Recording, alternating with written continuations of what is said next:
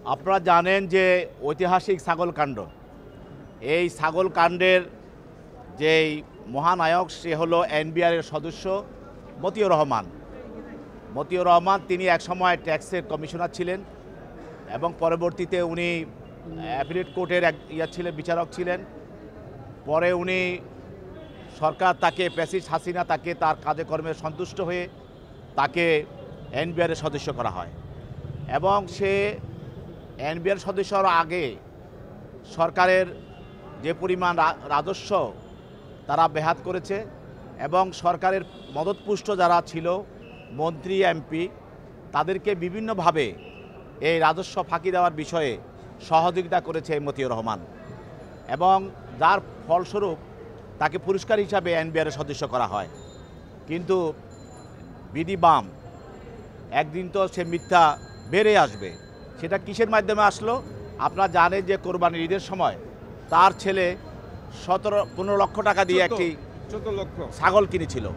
সেটা আপনাদের সাংবাদিকদের মাধ্যমে সারা জাতি দেখতে পেয়েছে এবং ওটা দেখেই বোঝা গেল যে তার ছেলে 17 লক্ষ টাকা দিয়ে যদি একটা ছাগল কিনতে পারে তাহলে সে কত টাকা বেতন পায় এবং সে কী পরিমাণ টাকা সরকারি রাজস্ব বিভাগ থেকে সে লুটপাট করেছে, কত হাজার কোটি টাকা সে বিদেশে রপ্তানি পাচার করেছে, সেটা মানুষের সামনে বেরিয়ে আসে।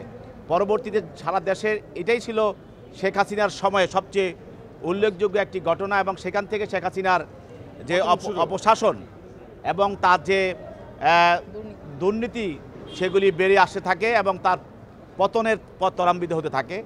এরপরে নিজেও তো বলেছিল তার পিয়ন 400 কোটি টাকা মালিক এবং সে হেলিকপ্টার দিয়ে চলে। সে নিজের মুখে এগুলি স্বীকার করেছে তার আমলের সেই সরাসরি আমলের তাদের আমলের যে অনিয়ম এবং দুর্নীতি।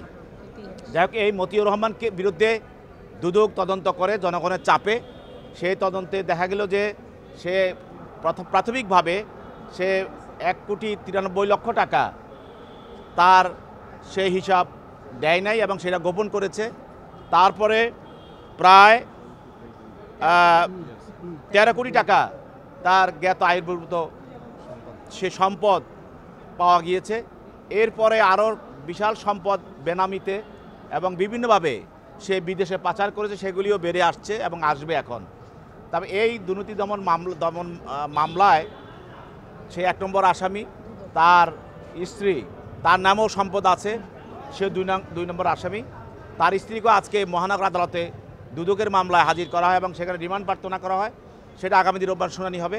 আর তার মামলাটি আজকে তাকে আজকে তার বাড়িতে যখন তাকে গ্রেপ্তার করতে যাওয়া হয় তখন তার বাড়িতে একটি শর্টগান পাওয়া যায় এবং সেই শর্টগানটি উদ্ধার করার পরে তাকে লাইসেন্স দেখাতে বলা হয়। সে লাইসেন্স দেখাতে পারে নাই। যেটা দেখিয়েছে সেটা 21 সালের মেয়াদ উত্তীর্ণ নবায়ন করা, এরপরে আর নবায়ন করা হয় নাই। এবং সেখানে আপনারা জানেন যে 25টি গুলি দেওয়া হয়েছিল যখন তাকে এই শর্টগানে দেওয়া হয়, সেখানে 24টি গুলি পাওয়া গেছে, আর একটা গুলি পাওয়া যায় নাই। এটারও সে সঠিক ব্যাখ্যা দিতে পারে নাই। যার কারণে যেহেতু আপনারা জানেন যে সরকার প্রতি বছর ঘোষণা করে অস্ত্র নবায়ন করার জন্য, যদি কেউ অস্ত্র নবায়ন না করে সেটি একটি বেআইনি অস্ত্র হিসাবে পরিগণিত হয়। সেই জন্য তার বিরুদ্ধে অস্ত্র আইনের অবৈধ অস্ত্র রাখার দায়ে তার বিরুদ্ধে মামলা করা হয়েছে এবং যে গুলিটা হারিয়ে গেছে বা সে দেখাতে পারে নাই বা কোথাও ব্যবহার করেছে বা বৈষম্যবিরোধী ছাত্র আন্দোলনের সময় সে কাউকে এই অস্ত্রটা দিয়েছিল কিনা, সেটা ব্যবহৃত হয়েছিল কিনা, এই গুলিটা কোথায় ব্যবহার করা হয়েছে সেটি পরীক্ষা করার জন্য, তথ্য উদ্ঘাটন করার জন্য তদন্তকারী কর্মকর্তা সেখানে 10 দিনের রিমান্ড প্রার্থনা করেন। বিজ্ঞ আদালত, তার পক্ষের আইনজীবীরা ছিল, আইনজীবীরা তার পক্ষে রিমান্ড বাতিলপূর্বক জামিনে প্রার্থনা করেন।